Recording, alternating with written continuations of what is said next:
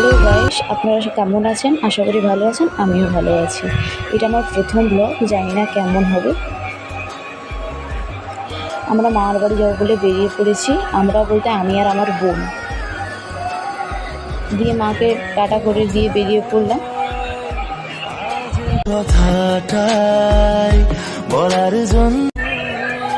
স্টেশনে পৌঁছে গেছি। আমাদের আনতে মামা, মামিমা, দিদি, বোন এসেছিল।